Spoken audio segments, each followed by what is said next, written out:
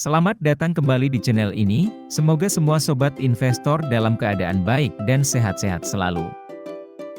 Pada video ini kita akan membahas berita yang sedang hot, berkaitan dengan rencana Indonesia dan Malaysia untuk menghentikan ekspor sawit ke Uni Eropa. Dan apa dampaknya terhadap saham-saham di sektor CPO yang ada di Indonesia? Mari kita simak analisa dan reviewnya pada video ini.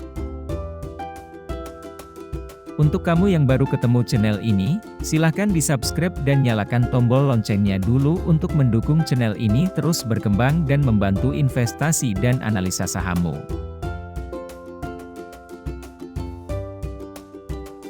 Malaysia mengancam akan menghentikan ekspor minyak kelapa sawit ke Uni Eropa. Ini sebagai tanggapan atas terbitnya Undang-Undang baru Uni Eropa yang bertujuan melindungi hutan dengan mengatur penjualan produk CPO secara ketat. Menteri Komoditas Malaysia, Fadilah Yusof mengatakan, Malaysia dan Indonesia akan membahas undang-undang yang melarang penjualan minyak kelapa sawit dan komoditas lain yang terkait dengan deforestasi, kecuali importir dapat menunjukkan bahwa produksi barang spesifik mereka tidak merusak hutan. Uni Eropa adalah importir utama minyak sawit, dan undang-undang yang disepakati pada Desember lalu telah menimbulkan protes dari Indonesia dan Malaysia. Sebagaimana diketahui, kedua negara ini merupakan produsen utama kelapa sawit. Aktivis lingkungan menyalahkan industri kelapa sawit atas maraknya pembukaan hutan hujan Asia Tenggara, meskipun Indonesia dan Malaysia telah membuat standar sertifikasi keberlanjutan wajib untuk semua perkebunan. Fadilah, yang juga Wakil Perdana Menteri Malaysia, mendesak anggota Dewan Negara-Negara Penghasil Minyak Sawit atau CIP, untuk bekerja sama menentang undang-undang baru tersebut dan memerangi tuduhan tak berdasar yang dibuat oleh Uni Eropa dan Amerika Serikat tentang keberlanjutan minyak sawit. CPOPC, yang dipimpin oleh Indonesia dan Malaysia, sebelumnya menuduh Uni Eropa secara tidak adil menargetkan minyak sawit. Permintaan Uni Eropa untuk minyak sawit diperkirakan akan menurun secara signifikan selama 10 tahun ke depan bahkan sebelum undang-undang baru disetujui. Pada 2018, arahan energi terbarukan Uni Eropa mengharuskan penghapusan bahan bakar transportasi berbasis kelapa sawit secara bertahap pada 2030 karena dianggap terkait dengan deforestasi.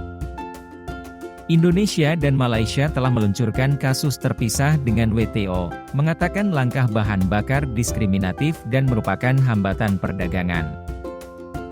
Presiden Indonesia Joko Widodo dan Perdana Menteri Malaysia Anwar Ibrahim minggu ini sepakat untuk memerangi diskriminasi terhadap kelapa sawit, dan memperkuat kerja sama melalui CPOPC. Uni Eropa adalah konsumen minyak sawit terbesar ketiga di dunia, menurut data Dewan Minyak Sawit Malaysia. Uni Eropa menyumbang 9,4% dari ekspor minyak sawit dari Malaysia, mengambil 1,47 juta ton pada 2022, turun 10,5% dari tahun sebelumnya. Kemudian pada 2021 Eropa mengimpor sebanyak 4,703 juta ton atau 18% dari total ekspor Indonesia di tahun itu. Namun, 4,703 juta ton tersebut dibagi kepada 27 negara di Uni Eropa, sehingga sejatinya sangat kecil jika dihitung per negara. Data tersebut sekaligus membantah efek kencangnya kampanye negatif dan ketatnya aturan Uni Eropa soal impor sawit dalam 5 tahun terakhir. Faktanya, Eropa tetap stabil dalam mengimpor sawit dari Indonesia dan Malaysia. Sebenarnya Indonesia jauh lebih siap merespons aturan Uni Eropa. Hal itu terlihat dari pengetatan ekspor CPO dan turunannya, diberlakukan B30 pada 2020, dan selanjutnya B35 pada awal Februari 2023 nanti. Menghitung serapan B35 akan mencapai 15 juta ton CPO alias 31% dari total produksi CPO Indonesia. Hal ini sangat dibenci Eropa yang mengklaim bahwa biodiesel tidak sustain untuk bahan bakar, tapi sustain untuk pangan.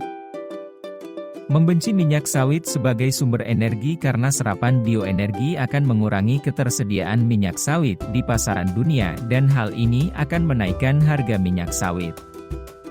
Jika harga minyak sawit naik tentu akan memberatkan negara-negara Uni Eropa. Sehingga bisa mendorong naiknya harga-harga bahan baku lainnya dan inflasi yang lebih tinggi.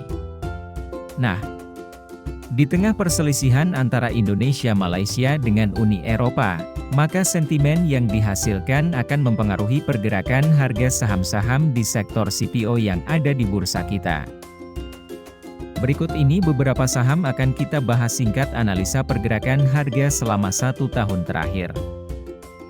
Yang pertama ada Astra Agro Lestari Tbk, dengan kode saham AALITER-I. Selama tahun 2022 sempat mengalami kenaikan di awal tahun 2022, dengan level tertinggi di 13.000 pada bulan Mei, kemudian mengalami penurunan yang cukup dalam hingga tahun 2023 ini.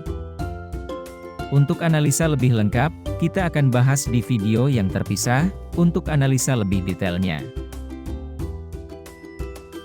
Selanjutnya, saham Jaya Agrawati Tbk dengan kode saham Jawa. Selama 2022 yang lalu, harga sahamnya sempat menyentuh di level tertinggi 325 pada awal 2022. Kemudian terus-menerus mengalami penurunan sampai saat video ini dibuat. Dengan level terendahnya sempat menyentuh di harga 97 pada akhir Desember 2022.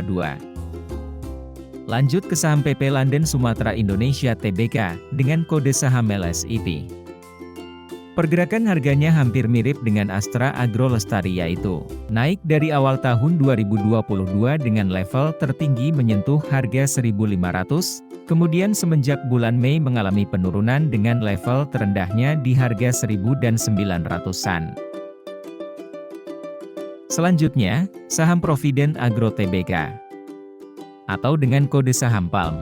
Nah, saham ini selama 2022 lalu pergerakannya cukup fluktuatif, salah satu faktor naik turun harganya, bisa terpengaruh oleh statement yang diberikan oleh Bapak Luhut Binsar Panjaitan, Menteri Koordinator Bidang Kemaritiman dan Investasi Republik Indonesia. Saham PALM bergerak antar harga terendah 600-an hingga tertinggi 1.200-an di tahun 2022. Lanjut ke saham Salim Infomas Pratama Tbk, atau dengan kode saham SIM. Pergerakan emiten saham grup Salim ini juga tren pergerakan harganya mirip dengan Astra Agro Lestari dan Landen Sumatera Indonesia Tbk. Dengan level tertingginya di bulan Maret menyentuh harga 540 dan level terendahnya 390 selama tahun 2022 ini. Nah, dari video singkat ini bisa kita simpulkan, Malaysia dan Indonesia merupakan salah satu ekspor terbesar CPO ke Uni Eropa. Pengembangan biodiesel B20 dan B35 akan mempengaruhi kenaikan harga CPO yang memberatkan Uni Eropa. Kemudian saham CPO mana yang akan terpengaruh apabila harga sawit mengalami kenaikan di tahun 2023 ini? Tulis pendapatmu di kolom komentar ya. Dan sampai jumpa di video selanjutnya.